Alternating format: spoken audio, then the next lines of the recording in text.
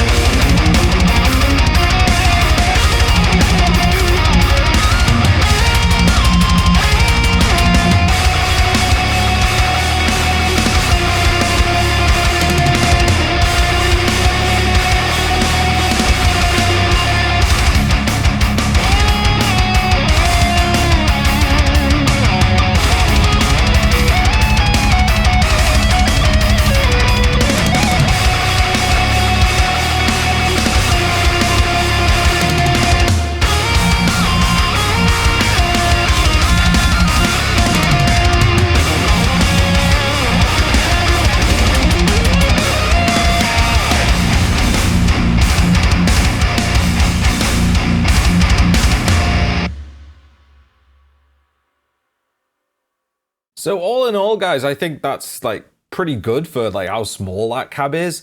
And remember, I think it's made of MDF. I mean, we're talking like half open back as well, which sort of cuts down the amount of punch. You still get low end out of open back or half open back cabs, but it's just like not quite as much. And there's definitely less sort of percussive low end to them. It's more of a, open sort of woolly thing. It's great for cleans and hard rock or whatever, but like, for that chunky percussive sound, it's not quite as good. So I'll just get into the tones. I mean, I was really impressed by Pip Priss's capture of his 6505 amp, and it is boosted by a Maxon pedal. It's just a great all-in-one, boosted amp tone. Obviously you need an IR with it. But I just loaded that in to NAM Universal. So with this one, yeah, it's an all-in-one thing, and I felt I just needed a little bit more gain, so I'm boosting the input by a couple of dB. Bass is left alone. It's like very mid-forward, and the thing with 1x12 cabs is, even my oversized PRS cab and the Zilla cab I've captured once, they just have this very like forward mid-range to them. Even if there's a lot of bass, there's just this inherent sort of midness to the smaller cabs like that with a single speaker. Don't know why. So a little bit of scooping goes a long way, so I'm just reducing the mids a little bit. And, it's kind of a little bit toppy. The mic position I'm using, you'll see in a minute, is, it's a little bit toppy. It's not super bright. It's not like, and it's not that dark. So I wanted to take the treble down a little bit. And I'm just boosting the output to taste, obviously. Then I'm going into Pulse, and I've just got the IRs loaded in there because it is the simplest IR loader, and I didn't want any bells and whistles or distractions. So here they are. This is the Celestion V Type, it's the B906 mic, and I've done 3 captures. So number 1's pretty bright. I put the mic sort of dead center, nearly up against the grill cloth. And then number 2, it's just where the cap meets the cone, and then number 3 is very much like in the middle of the cone. 2 and 3 I thought were pretty good for this mix. Wasn't too bright, wasn't too dark. But the overall sound of them, they just need a bit more like low end to them. And I've got the EQ. This is like totally standard EQ stuff I usually do. There was a bit more scratchiness going on at 4K, so I just widened it slightly. Second guitar is pretty much the same. Again, just like reducing the mids a little bit, reducing the treble a little bit on this one. Not quite as much because this is a slightly darker IR I'm using on this one. So number 3, again, like is just a little bit darker. Again, these are linked below, guys. Download them, play around with them, do whatever you like.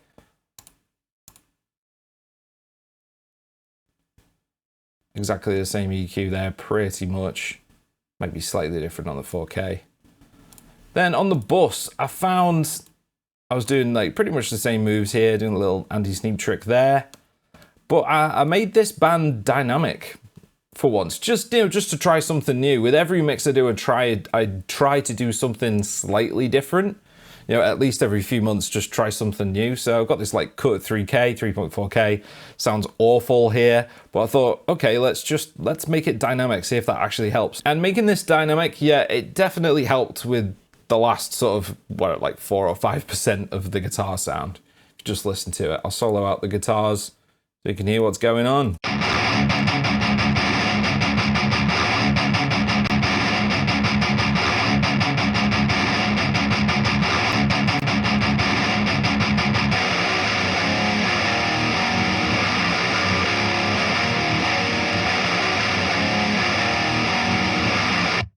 You can hear some like cab resonance there. It kind of sounds like wind, like blowing through a hall or something. It kind of sounds like,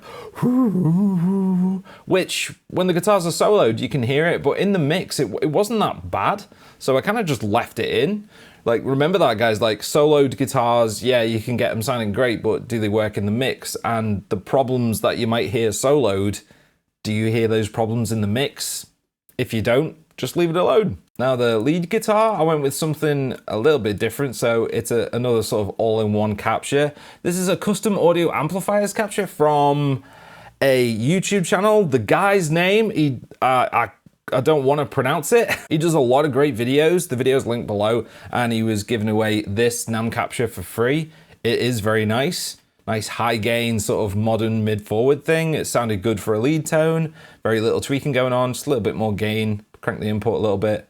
I've added a little bit of treble there, but nothing drastic. Going into pulse, and I used number 3 again because this is just a darker capture. This is very much where the mic is on the cone, bit smoother sounding.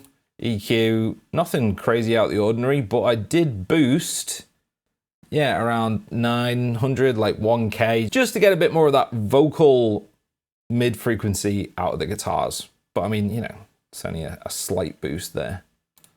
Chorus, because I love chorus. This is just making it a bit wider, getting it sort of, you know, swimming and washing a little bit, make it sound a bit more dreamy, I guess. That's why I like chorus. Delay, kind of a slightly over the top, very spacey. I love the Sanford delay. It's one of my favorite free delays. And I'll just solo this out.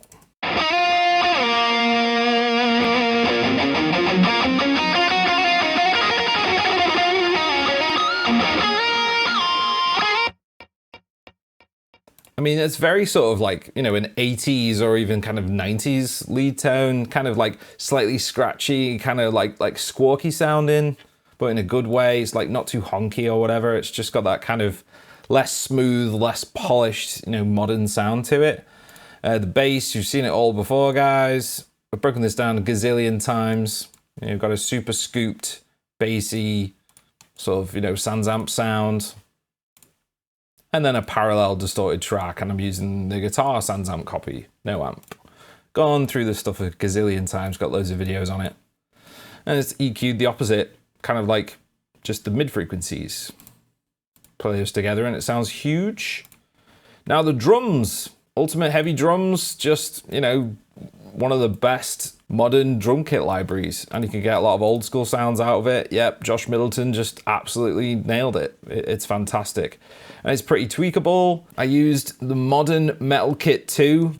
I think I just tweaked the overheads. Maybe I think I took down the chinas in the overheads, took down the hi-hat a little bit, but it's pretty much as it comes. I think I've turned the auto double kick on and pitched down, slightly pitched down one of the kicks. And like that is it. I think there's, oh yeah, I've got a tiny shelf, just keeping it kind of tight. And on the master, because you guys always ask, it's exactly the same thing I always do. A little bit of EQ, a little scoop here to get more of a hi-fi sound. You don't need to do this, but I like doing it. Exciter, just, you know, doing some little, you know, putting some fairy dust on the top end. Re-X comp, pretty much just taking care of the low end. It's reducing, should be reducing about like what, 1, 2, 3 dB? No more than 3, otherwise it'll start to kill the low end.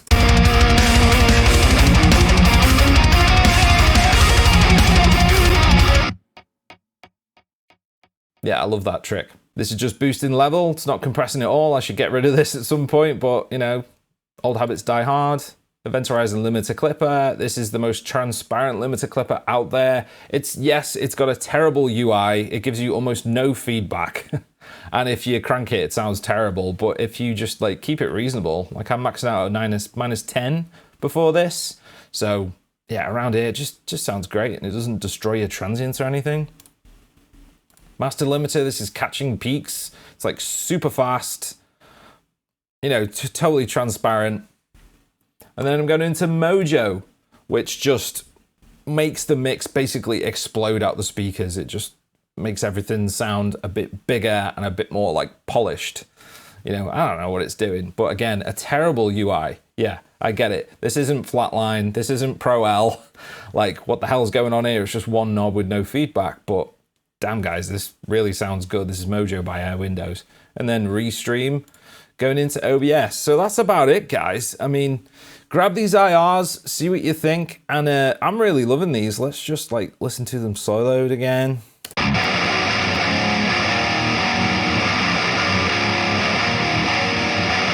Like, is that the best tone I've ever got?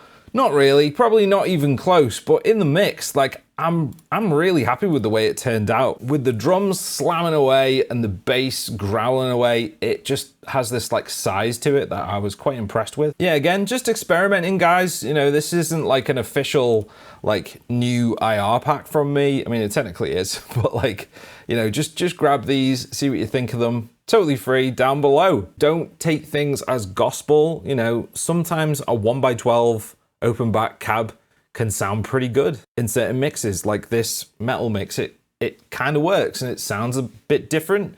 It's not like a 4x12 V30 cab. It's like a world away from that, really. Grab these from the link below, guys. Thanks for watching, guys. I really appreciate it. And subscribe if you want to see more metal related stuff. I'll be back sometime with a video on something else. So until then, ciao.